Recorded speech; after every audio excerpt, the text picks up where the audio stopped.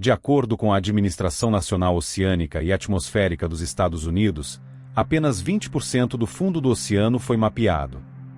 O submersível, agora perdido no mar, faz parte de um projeto relativamente novo que permite que turistas e outros clientes pagantes explorem o oceano. As profundidades de um oceano cuja maior parte nunca foi vista pelos olhos humanos. Embora os humanos tenham estudado a superfície do oceano durante dezenas de milhares de anos, apenas cerca de 20% do fundo do oceano foi mapeado, de acordo com dados de 2022 da Administração Nacional Oceânica e Atmosférica dos Estados Unidos, NOAA. É novo por aqui? Então, te convido a se inscrever em nosso canal e deixar o like no vídeo. Sejam bem-vindos ao...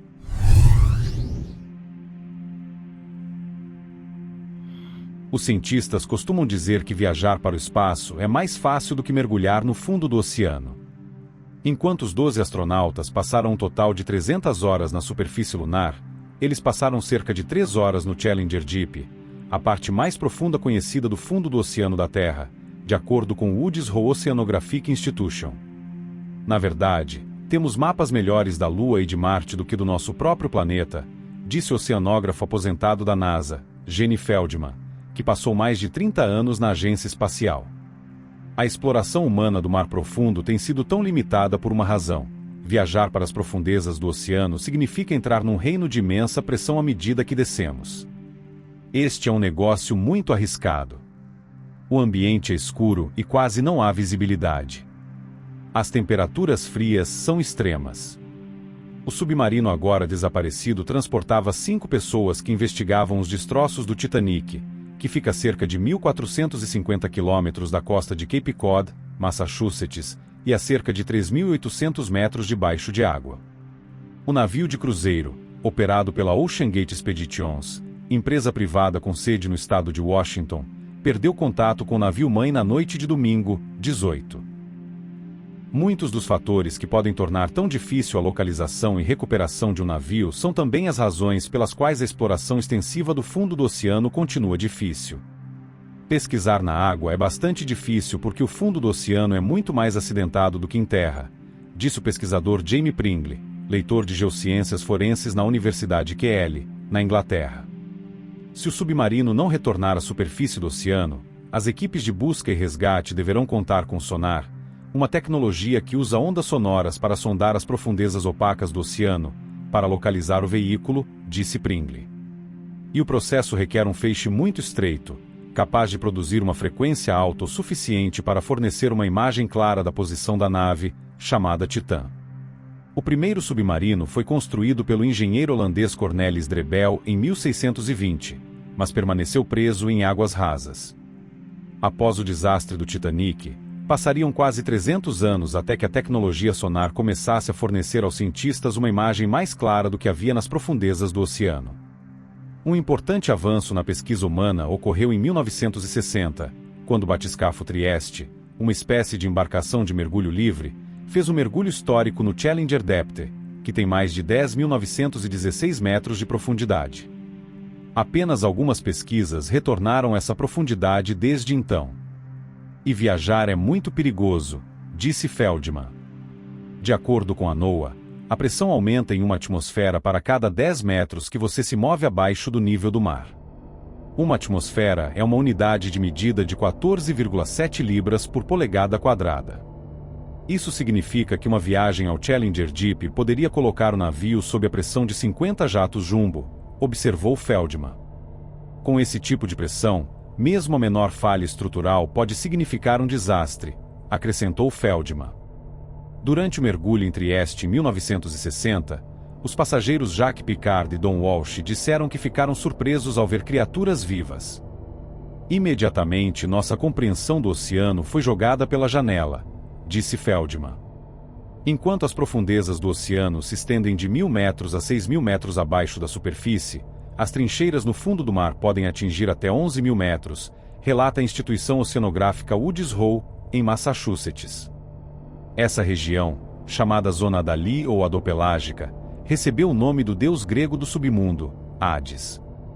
Na Zona Dal, a temperatura está um pouco acima de zero e a luz solar não está disponível.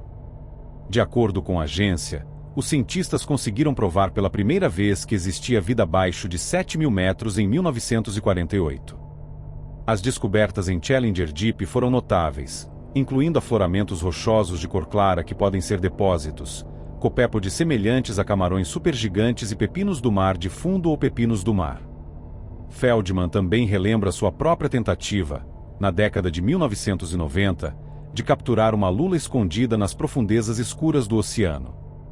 O primeiro vídeo da criatura, que pode ter quase 18 metros de comprimento, foi filmado no fundo do mar, perto do Japão, em 2012, segundo a NOAA. Um novo mundo também se abriu na década de 1970, disse Feldman, quando o geólogo marinho Robert Ballard, do então Instituto Oceanográfico Woods Hole, descobriu um ecossistema completamente estranho no mar profundo perto das Ilhas Galápagos, com esses vermes gigantes, moluscos gigantes, caranguejos e as coisas que viviam nesses fundos marinhos. Criaturas incomuns, algumas das quais brilham com bioluminescência para se comunicar, atraem presas e parceiros, criaram habitats nas paredes íngremes.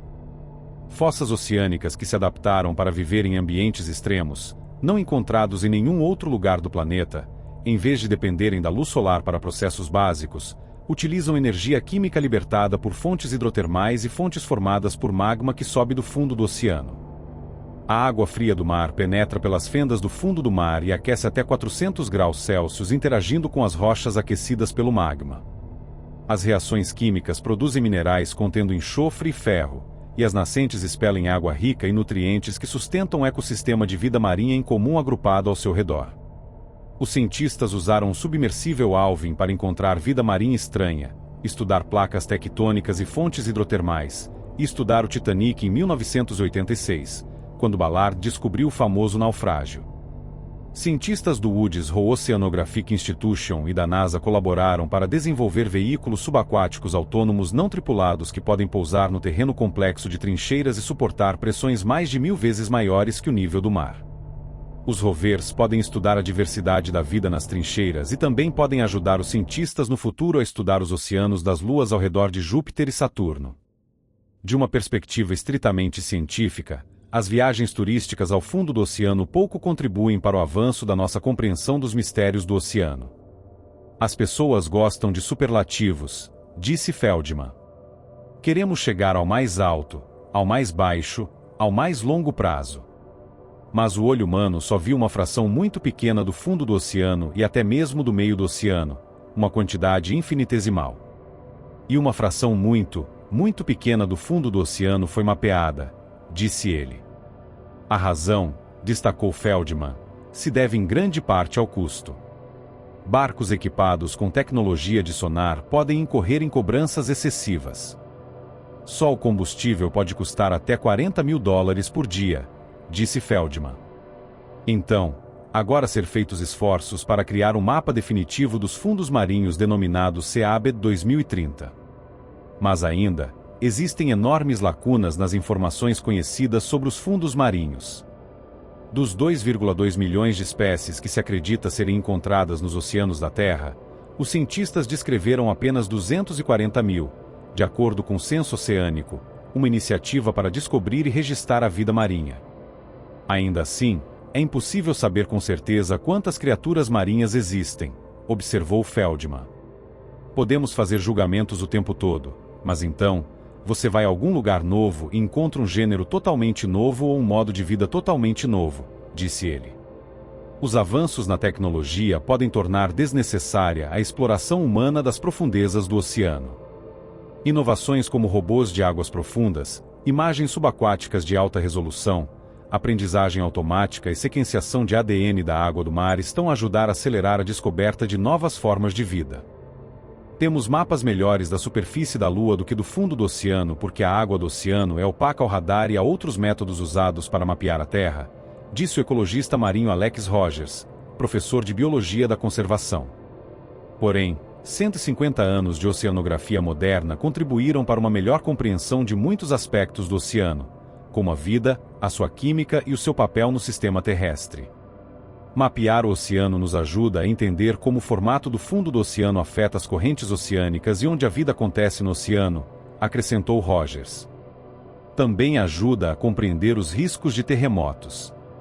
É por isso que é uma ciência básica fundamental da maior importância para o bem-estar humano. O oceano é considerado uma mina de ouro de compostos e sua pesquisa levou a muitos avanços biomédicos. Como medicamento derivado, a citarabina, foi aprovado em 1969 para tratar a leucemia. O medicamento foi isolado de uma esponja do mar. Trabalhar com compostos bioativos no veneno dos caracóis carpas, um tipo de molusco marinho, levou ao desenvolvimento de um analgésico eficaz, a ziconotida, comercialmente conhecida como Prialt. Cientistas desenvolveram PCR, ou reação em cadeia da polimerase, uma técnica amplamente utilizada para copiar cadeias de DNA, usando uma enzima isolada de um micróbio encontrado em fontes hidrotermais no mar. E uma proteína verde fluorescente encontrada em águas vivas permite aos cientistas observar processos nunca antes vistos, incluindo a propagação de células cancerígenas e o desenvolvimento de neurônios. Estes são apenas alguns exemplos. Os cientistas dizem que o oceano e a vida que nele existe podem fornecer respostas para alguns dos maiores desafios da medicina, como a resistência aos antibióticos. Estudar o oceano também pode nos dizer como a vida evoluiu. O mar contém muitas outras formas de vida mais profundas que evoluíram na Terra há mais de 4.000 milhões de anos, e, portanto, a vida marinha pode dizer-nos muito sobre a evolução de organismos inteiros e sistemas biológicos específicos, como genes evolutivos. E o sistema imunológico, disse Rogers por e-mail.